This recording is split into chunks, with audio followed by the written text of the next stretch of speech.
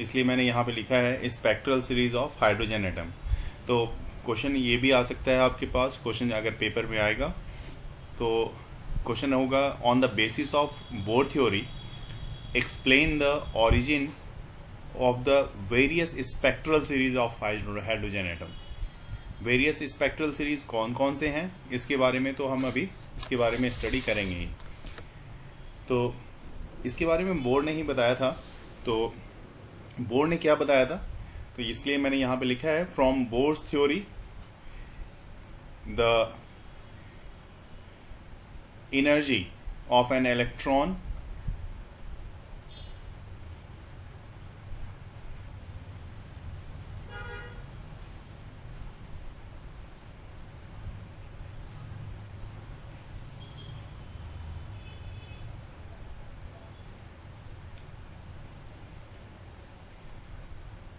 in the nth orbit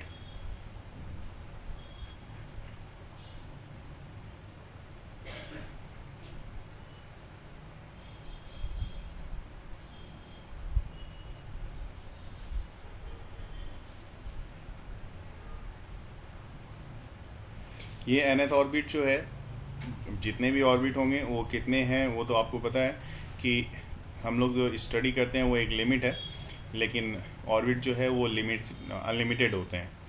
तो nth orbit जो है हाइड्रोजन एटम का ऑफ हाइड्रोजन एटम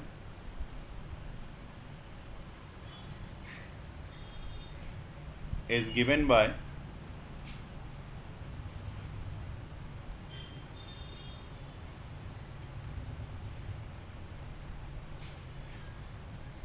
तो अपने प्रीवियस वाले स्टडी जो किया था टॉपिक हमने, उसमें जो हमने एनर्जी के लिए फॉर्मूला लिखा था वो फॉर्मूला मैं फिर से एक बार याद दिला दूं।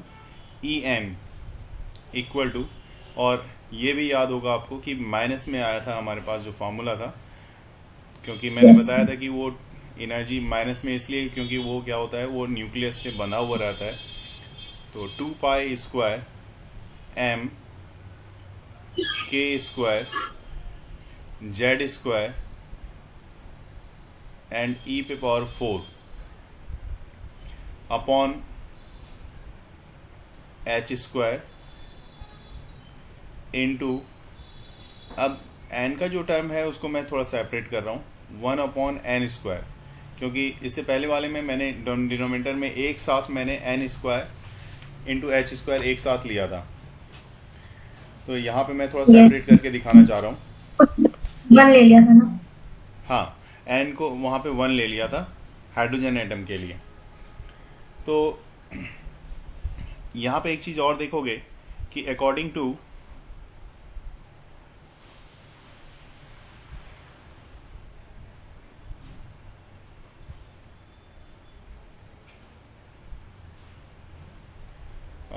बोर्स फ्रीक्वेंसी कंडीशन, क्योंकि यहाँ पे हमें फॉर्मूला बोर्स के फ्रीक्वेंसी का भी निकालना है, तो बोर्स फ्रीक्वेंसी कंडीशन वो क्या होगा,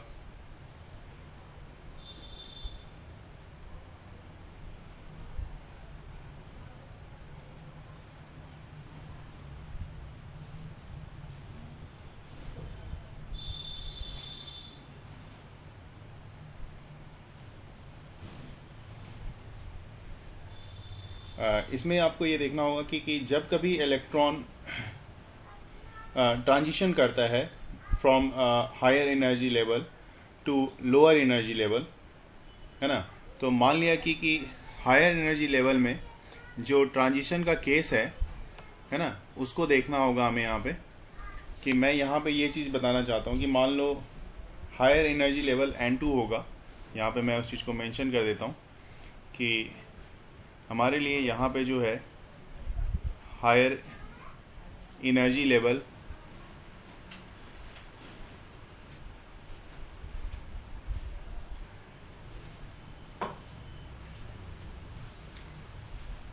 N2 है, मान लिया हमने N2 पे हमारा हायर एनर्जी लेवल है, और जबकि लोअर एनर्जी लेवल जो है हमारा वो हमारा N1 पे है।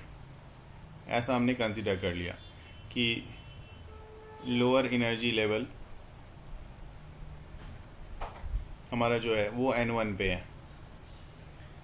ठीक है, तो इसको समझने के लिए यहाँ पे मैं एक ऑर्बिट की तरह का भी बना देता हूँ। यहाँ पे देखने वाली बात ये होगी कि यहाँ पे मान लो कि एक इलेक्ट्रॉन आप यहाँ पे सेलेक्ट कर लो।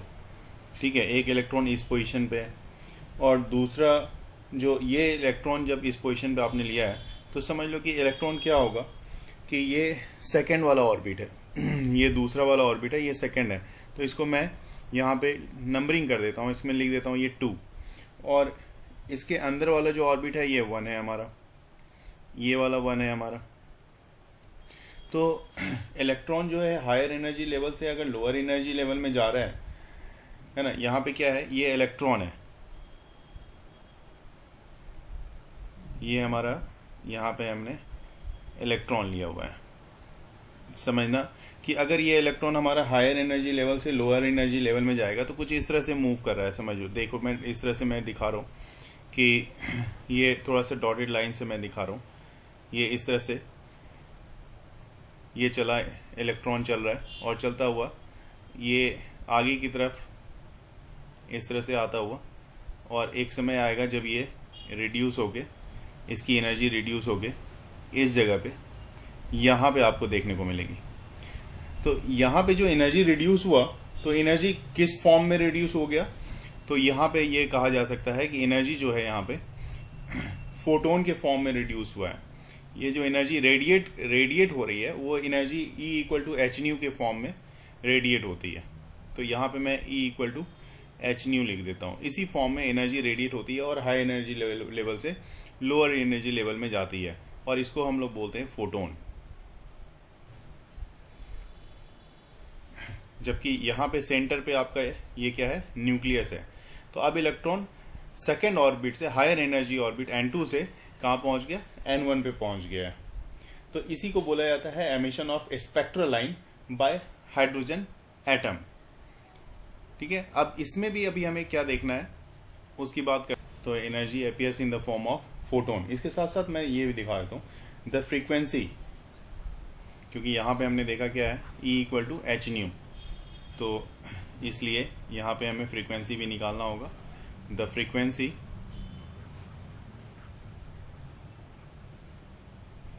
न्यू, ये फ्रीक्वेंसी जो न्यू है ऑफ एमिटेड फोटोन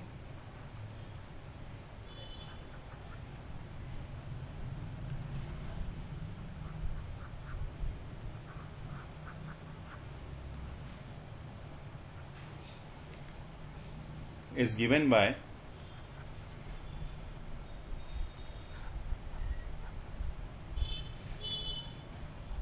ये कैसे निकालोगे आप, तो जैसे मैंने बताया कि वहाँ पे आप ऊपर में देखा आपने कि ये एनर्जी जो था E equal to second orbit से, सेकेंड वाले से, मतलब हायर एनर्जी लेवल से EN2 कहा जाए इसको तो कोई दिक्कत नहीं है, EN2 से EN1 में आया। तो जितनी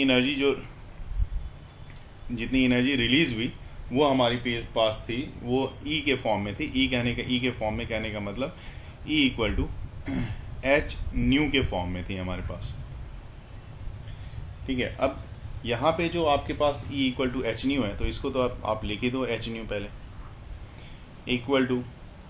अब देखो यहाँ पे इसमें देखना है, ये जो फॉर्मूला हमने इससे पहले ऊपर में लिखा था वो फॉर्मूले में बहुत सारी दोनों में चीजें कॉमन जो थी उसको मैं सेपरेट कर रहा हूँ। कॉमन हमारे पास था 2 इंटू पाई स्क्वायर m, देखते जाओगे k स्क्वायर e पे पावर 4, ये सब कुछ कॉमन था और मैंने n स्क्वायर वहां से अलग लिया था। तो अपॉन में यहाँ पे h स्क्वायर मैं लिख रहा हूँ क्योंकि h इसके साथ लिया है मैंने, और यहाँ पे लिख सकते हो 1 बाय n1 के स्क्वायर, 1 बाय n1 का स्क्वायर माइनस 1 बाय n2 का स्क्वायर।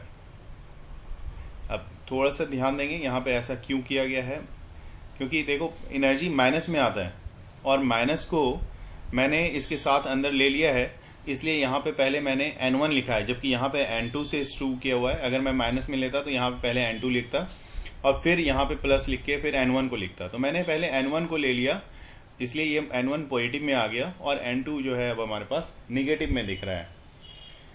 और इसके बाद यहाँ पे जो देखना है हमें वो दिखा रहा हूँ मैं कि आगे का नेक्स्ट पार्ट क्या करने जा रहे हैं। कैलकुलेशन का ही पार्ट है सारा, तो वो दिखा देता हूँ मैं। तो अब हमें तो चाहिए फ्रीक्वेंसी, तो न्यू आप रख लो इस तरफ अपनी लेफ्ट साइड में, और एच को इधर लाओगे तो एच पे पावर क्यू हो जाएगा। तो ये हो गया 2 पाई स्क्वायर एम के स्क्वायर ई स्क्वायर अपॉन, अब ये एच क्यू हमारे पास आ रहा है, तो एच क्यू, और जबकि ब्रैकेट में जो चीज़ें हैं वो एज इट इज़ रह जाएंगी। 1 अपॉन n1 का square minus 1 upon n2 square.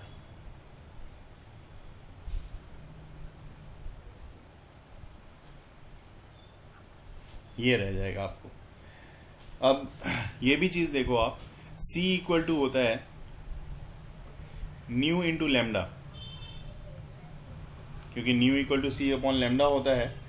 और देयरफॉर जो वेव नंबर है आपके लिए, अगर वेव नंबर बोला जाए तो वेव नंबर क्या होता है, तो वेव नंबर को आप यहाँ पे इनफैक्ट न्यू से और ऊपर में बार लगा के लिखते हैं हम लोग।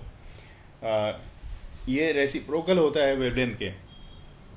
ये क्या होता है, this one is reciprocal of wavelength. मैं इसको लिखता हूँ, इट इज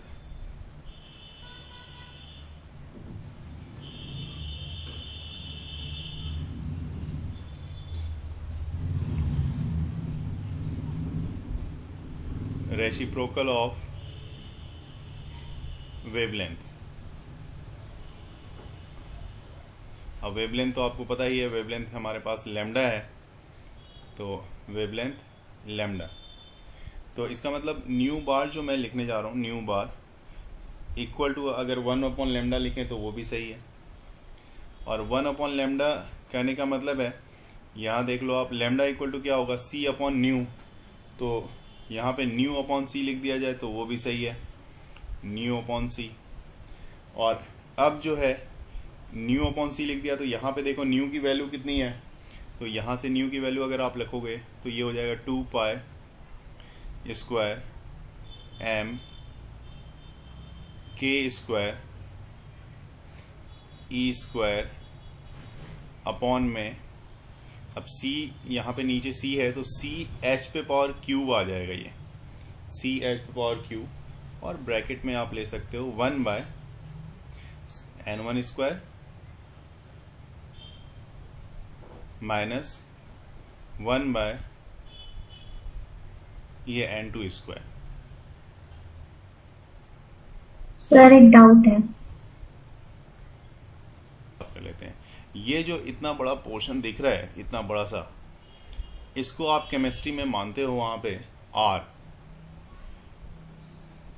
r इस पूरे को, और बाकी फिर तो ब्रैकेट में आपके पास 1 बाय जो चीज़ें हैं वो n1 स्क्वायर, तो 1 by n1 square minus 1 by n2 square. ये जो भी चीज़ें हैं उसको मैंने यहाँ पे प्लेस कर दिया। इस सारी चीज़ों को, ये जो पार्ट में देख रहा हूँ, इसको मैंने r कंसीडर किया है, और ये किसके इक्वल है, तो ये वेव नंबर के इक्वल है। ठीक है, r जो है, जो इसके इक्वल मैं कंसीडर कर रहा हूँ, this one is known as Rydberg constant. इसी को बोला जाता है रिगबर्ग कांस्टेंट।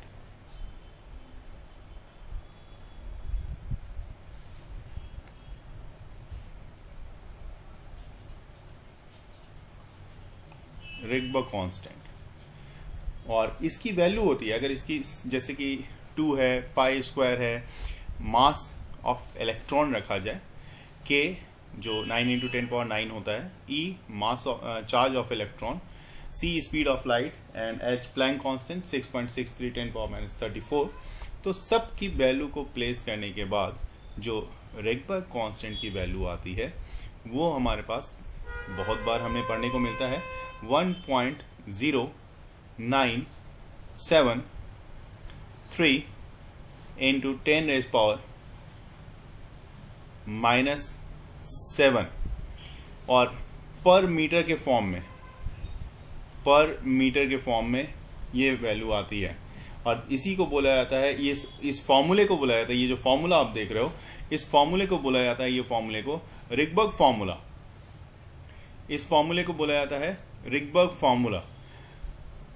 तो जैसे कि आप यहाँ पे देख रहे हो, यहाँ पे n1 n इक्वल टू 1 है, n इक्वल टू 2 है, तो 1 वाले में आप देखो यहाँ पे कितनी लाइंस यहाँ पे दिख रहे हैं लेमन की, एक first, second, third, fourth, fifth, 5 lines, 5 layers line की दिख रही हैं। और यहाँ पे n इक्वल टू 1 के लिए उसी तरह से 1 पे उसी तरह से लेमन के बाद पास्चन का देख रहे हो 1 2 3 4 4 लाइन दिख रही हैं, पास्चन का 3 लाइन दिख रहा है। तो सबकी अपनी अपनी एनर्जी लेवल के हिसाब से n equal to 2, n equal to 3 इस तरह से इन्होंने बना दिया। एक्चुअल में लेमन सीरीज क्या था कि, तो आप कह सकते हो कि if an electron jumps from any higher energy level, that means किसी भी एनी हायर एनर्जी लेवल मतलब इसके बाद का कोई भी एनर्जी लेवल हो सकता है, मतलब कहने का मतलब कोई भी एनर्जी लेवल, मतलब कहने का कि अगर 1 को छोड़ के मतलब ये अगर मैं यहां से देखूं तो 1 को छोड़ के ये 2 वाला, 1 को छोड़ के 3 वाला, 1 को छोड़ के 4 वाला, 1 को छोड़ के 5 वाला, ठीक है। तो इस तरह से कितने लाइंस आप देख रहे हो 1 2 3 4 लाइन है ना। तो यहाँ पे लेमन सीरीज के लिए इसलिए इसने भी कितने लाइंस दिखाए, 5 लाइंस दिखाए है ना, 1 2 3 4 5 दिखाने का मतलब लेमन तक आप पहुंच गए। लेकिन यहां पे जैसे कि मैं बता रहा हूं लेमन सीरीज क्या बताता है कि if electron jumps from any higher energy level, any higher energy level, तो लेमन को छोड़ के ही बात करेंगे। तो लेमन में तो n इक्वल टू 1 है, तो लेमन को छोड़ के बात कर रहा हूं तो मैं n equal to 2, n equal to 3, n equal to 4, n equal to 5, n equal to 6 कि अलग अगर इलेक्ट्रॉन इसमें से जंप करता है, ये चूंकि हायर ऑर्बिट है इसके, इस हायर ऑर्बिट से मतलब n इक्वल 2 से यहाँ पे 1 पे जंप करे, या 3 से 1 पे जंप करे, या 4 से 1 पे जंप करे, इस तरह से जिस पे भी जंप करेगा तो लोअर एनर्जी लेवल जो है n इक्वल टू 1 लोगे उस केस में आप। और इस तरह के फॉर्मूले, इस तरह के केस में जो आप फॉर्मूला अप्लाई करोगे वही फॉर्मूला अप्लाई करोगे। मैं फॉर्मूला लिख के दिखा रहा हूं आपको।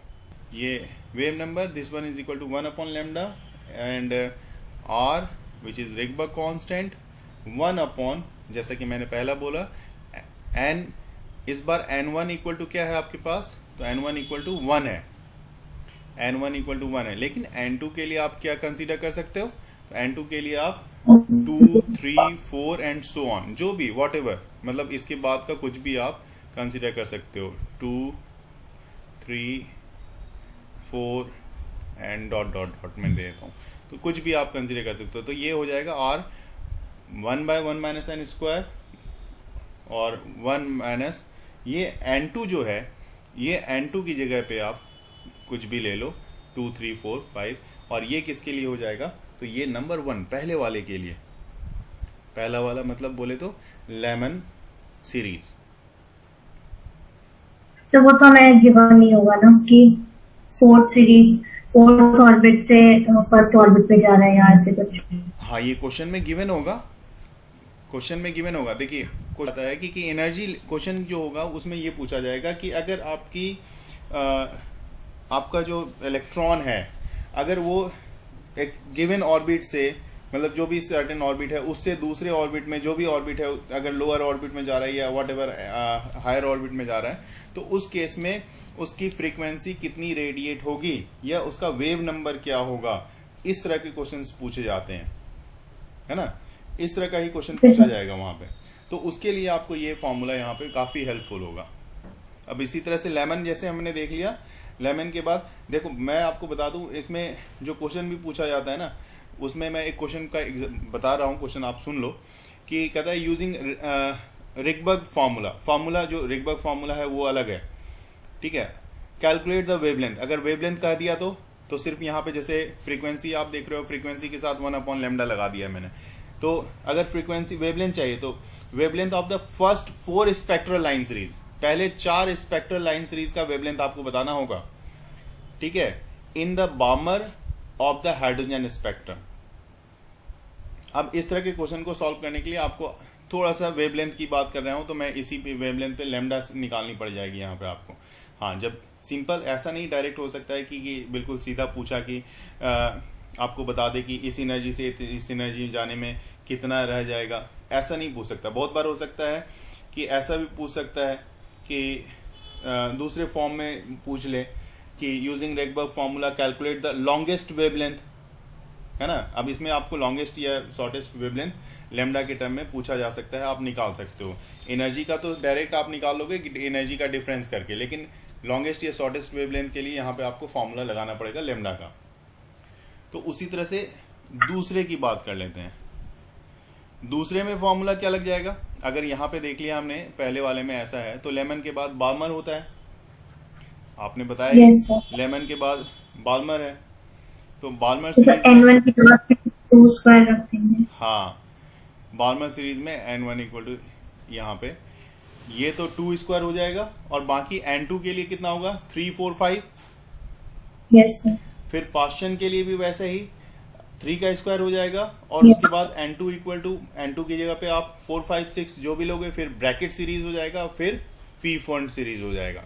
यही तो है ना। Yes sir. तो बस ये एनर्जी लेवल की बात हो गई। एनर्जी लेवल के बाद नेक्स्ट हमारे पास आता है, मैं इसके बारे में बता देता हूँ, energy level diagram for hydrogen atom.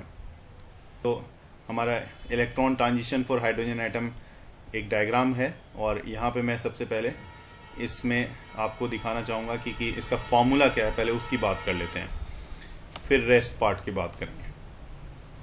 Yes sir. बिल्कुल क्लियर है यहाँ पे कि E1 अगर आपने रखा तो इतना आएगा, और ठीक उसी तरह से नीचे अगर आप वैल्यू रखते चले गए, मतलब E2 रखा, तो E2 में क्या करना पड़ेगा? E2 में कुछ नहीं करना आपको। E2 में आपको पहला E1 पता है ही आपको, तो E1 बाय N स्क्वायर, यही तो फॉर्मूला था। तो ये E1 और बाय N स्क्वायर, बिल्कुल आराम से, कुछ बिना पैनिक हुए, बिल्कुल ये निगेटिव में था तो निगेटिव यहाँ पे अप्लाई करो। तो ये रखोगे जैसे ही आप, तो आपकी वैल्यू आ जाएगी -13.6 अपॉन 2 का स्क्वायर, जो कि 4 हो जाएगा। तो 2 का स्क्वायर कर लोगे, तो इस बार E2 के लिए जो वैल्यू आएगी आपके पास, मतलब यहाँ पे n इक्वल टू 2 के लिए, n इक्वल टू 1 के लिए तो आपके पास 13.6 आ चुका है। n इक्वल टू 2 के लिए जो वैल्यू यहाँ पे देखने को मिलेगी, ये माइनस में 1.51 इलेक्ट्रॉन वोल्ट की आएगी। 51 इलेक्ट्रॉन वोल्ट की वैल्यू मिलेगी। दूसरी बार वैल्यू ये मिल गई। उसी तरह से आप E3 और E4 निकालोगे, तो बाकी वैल्यू भी मैं बताता चला जाता हूं। यहाँ पे एक्चुअली यहाँ पे हमने जैसे E2 निकाला था, तो E2 इक्वल टू जो वैल्यू है ना, E1 की ओवरऑल वैल्यू जो है वो -13.6 है, अपॉन 2 का स्क्वायर होगा, जिसके कारण वहां पे मैंने बोला था -3.4 इलेक्ट्रॉन वोल्ट की वैल्यू आएगी। ये भी निगेटिव में आएगा वैल्यू। और En जो है ना, मैं उसके लिए भी एक बार फिर से बता देता हूँ। En जो आ रहा है, En equal to E1 by N square आएगा, ये आप कहना चाह रहे थे, जिसके कारण E1 जो है, E1 की वैल्यू यहाँ पे मैं -13.6 लिख रहा हूँ, और यहाँ पे N square electron volt. Actual में हमारा जनरल जो फॉर्मूला है वो तो ये है, यही आप बताना चाह रहे थे वहां पे। Yes sir. हाँ राइट, सही बोल रहे थे आप, और चीज भी वही, बात भी वही है। तो यहाँ पे जैसे E2 हो गया, उसके बाद अगर E3 की बात करूं, तो E3 भी -13.6 अपॉन 3 का स्क्वायर हो जाएगा, जो कि मैंने बताया वहां पे -1.51 इलेक्ट्रॉन वोल्ट का आएगा। उसी तरह से E4 देखा जाए, तो E4 इक्वल टू आपके पास -13.6 अपॉन में फिर से ये 4 का स्क्वायर आ जाएगा, लेकिन इसकी जो वैल्यू है माइनस में 0.85 आएगी। इसी तरह से E5, E6, तो जो भी वैल्यू है, मतलब कहने का मतलब ये है कि जैसे कि आपने देखा यहाँ पे पहला वाले सीरीज में हमारे पास लेमन सीरीज था, तो लेमन सीरीज के लिए जो एनर्जी की वैल्यू है वो आपके पास जो है वो आपको दिख रही है वहां पे कितनी है ना। और लेमन सीरीज में पहला जो लेमन सीरीज आपने लिया है, ये आता है, ये क्वेश्चन पूछा जाता है 1 मार्क्स में कि ये किस रीजन में आता है, लेमन सीरीज किस रीजन में आता है, तो ये यूवी अल्ट्रावायलेट रीजन में आता है। क्लियर? Yes sir. दूसरा चीज आता है कि ठीक है बार्मर सीरीज जिसकी यहाँ पे आपने वैल्यू यहाँ पे देखा भी मैंने, आपने ये है आपका बार्मर सीरीज, जो कि आपने 3.4 अप्लाई किया है। तो बार्मर सीरीज जो आता है, इसको मैं यहाँ पे लिख रहा हूँ सेकंड वाले में, बाल्मर सीरीज।